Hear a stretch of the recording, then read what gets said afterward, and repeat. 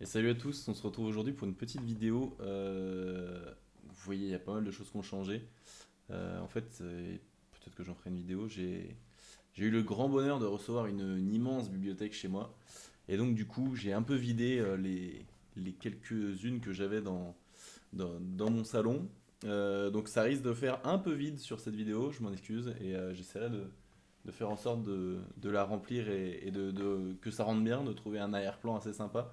Je changerai peut-être aussi de manière de filmer, parce que c'est un peu triste là. Mais voilà, donc ne vous étonnez pas, c'est normal qu'il n'y ait plus rien. Ça a juste été déménagé ailleurs. Aujourd'hui, je me sentais obligé de vous faire cette vidéo, puisque j'ai terminé le livre dont je vous parlais la dernière fois, donc les livres, puisque je les avais sous format poche.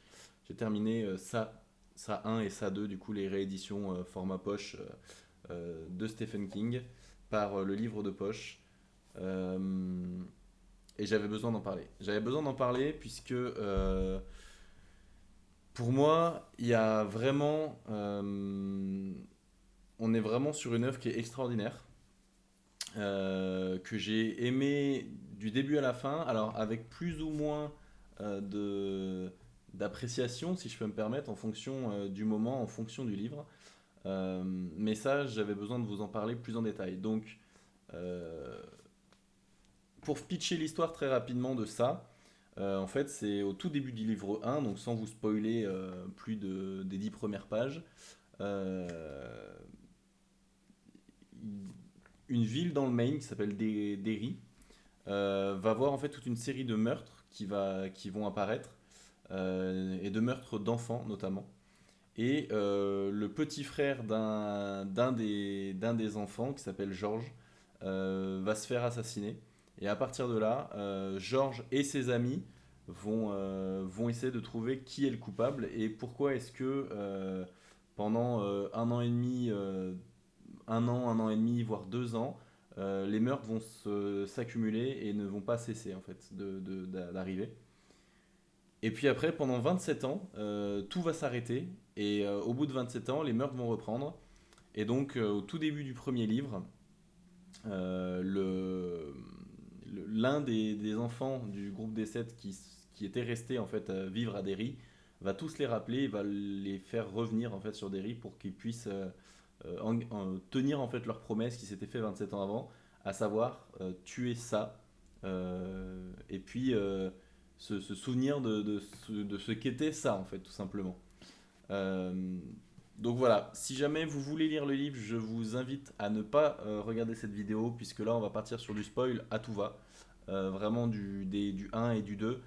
Je pense que j'ai beaucoup trop de choses à dire pour que ça reste une vidéo qui soit agréable pour quelqu'un qui ne connaît pas les livres. Par contre, si jamais vous ne pensez ne jamais les lire, ou si vous les avez lus et que vous avez vraiment besoin de débattre là-dessus, parce que franchement je trouve qu'il y a plein de trucs à dire, bah, je vous invite à rester et à écouter du coup la vidéo et puis à débattre dans les commentaires. Peut-être en précisant avant si jamais vous répondez à un spoil ou vous dites quelque chose qui pourrait être vu comme un spoil, de le préciser avant pour éviter que les gens ne se fassent avoir. Mais voilà. On va commencer avec le livre 1. Le livre 1, je l'ai trouvé un peu long, dans le sens où il est super intéressant. En poche, il fait quand même 800 pages. Il est super intéressant, mais il pose vraiment le contexte de l'histoire sur une très longue période. C'est-à-dire que je pense que 90% du livre, ça va être justement le contexte historique, le contexte des sept amis, comment est-ce qu'ils se sont rencontrés, comment est-ce que eux, chacun leur tour, ont rencontré ça. Et puis qu'est-ce que, au fond, qu'est-ce que va être véritablement ça en fait. Donc voilà, ce livre est hyper intéressant, mais je trouve qu'il manque un peu d'action. Je trouve qu'on reste assez longtemps dans le flou et à se dire ah c'est pas mal, mais on aimerait qu'il se passe un peu plus de choses. Donc voilà, c'est vrai que c'était la petite frustration que j'avais avec ce premier bouquin. Le deuxième, alors que le premier bouquin que j'ai noté, je crois 4 sur 5 ou 4,5 sur 5. Donc on est sur quelque chose qui est très bien écrit, on sent vraiment que la plume de Stephen King est hyper intéressante. Elle te happe en vrai dans dans ce qu'il veut te dire et ce qu'il t'explique, pardon. Et franchement, c'est vraiment super et vraiment kiffant à lire. Ça 2, Pour le coup, je l'ai trouvé tout aussi bien écrit, forcément, mais avec ce petit quelque chose en plus, c'est-à-dire en fait l'affrontement entre les deux bandes d'enfants, l'affrontement avec ça aussi, que ce soit en 1958 ou en 1985 pour quand ils vont essayer de tuer définitivement la bête. Mais du coup, j'ai trouvé ça hyper intéressant et lui, je lui ai donné 5 sur 5 malgré quelques petits points de détail sur lesquels je vais revenir. Mais voilà, j'ai trouvé que c'était fou la manière dont c'était amené, la manière dont il fait monter et tenir le suspense. Alors moi, j'avoue qu'au départ, quand j'ai découvert ça et que j'ai commencé à lire les livres, je m'attendais à un livre d'horreur, donc quelque chose où vraiment j'aurais peur, où je serais angoissé en permanence, je serais sur tension, etc. Il y a quelques passages qui font qu'on est un peu sur tension, on sent qu'on a le rythme cardiaque qui accélère, on sent qu'on est un peu tendu, quoi. Mais c'est pas un livre d'horreur comme j'aurais pu l'imaginer. Donc peut-être que des livres tels que Cimetière, etc., me mettraient plus dans ce mood-là. Là, je voyais plus ça comme un thriller, un peu quelque chose, ou un policier, quoi, entre guillemets, même s'il n'y a pas de tout ce côté enquête par la police, mais il y a le côté enquête par les enfants, par les jeunes, etc. Et puis après, quand ils deviennent adultes, forcément. Mais voilà, c'est pas un livre d'horreur sur lequel on n'arrive pas à fermer les yeux la nuit. Voilà. Je pense que ça, c'est un peu à détacher du film, ça, qui avait été fait du coup, mais quand même, ça commence à remonter quelques années. Mais je pense que voilà, il faut savoir un peu mesurer. C'est pas un livre d'horreur, donc voilà, si vous avez peur de ça, ne vous inquiétez pas, c'est pas le cas en tout cas. Ensuite, en termes de, justement, en parlant d'horreur, en fait, au début, quand on commence à lire les premières pages, on a l'impression que ça va tourner autour d'un clown fou, donc un peu le côté horreur aussi qui va avec ça. Ça va tourner autour d'un clown fou qui, en fait, enlève les enfants, les attire dans son antre, entre guillemets, et les arrache, quoi. Et en fait, pas du tout. Moi, ce que j'en ai compris, même si je pense que la lecture peut être multiple, c'est que ça, c'est d'un côté l'espèce de créature mystique dont on se rend compte en fait à la fin que c'est un espèce de demi-dieu, dévoreur de monde, et à la fois aussi qui prend une espèce de forme arachnéide pour faire peur du coup aux enfants et puis aux adultes qu'ils sont devenus ensuite. Mais en fait, donc ça, c'est une partie de cette peur, mais ça, dans sa plus grande généralité, on va dire, c'est surtout la peur qu'inspirent les humains. C'est-à-dire la peur du père violent qui tabasse sa fille et qui veut avoir une relation sexuelle avec sa fille, la peur du mari violent qui tabasse sa femme et qui tabasse les femmes en général d'ailleurs, hein. On est sur de la misogynie extrême et sur de la violence extrême faite aux femmes. Ça, c'est aussi la peur d'une mère qui est omniprésente, par exemple la mère d'Eddie, ou de parents qui arrêtent d'aimer leur enfant, par exemple avec la mort de George et vis-à-vis de Bill, du coup. La mort du harcèlement, enfin ça, c'est aussi le harcèlement scolaire, donc avec la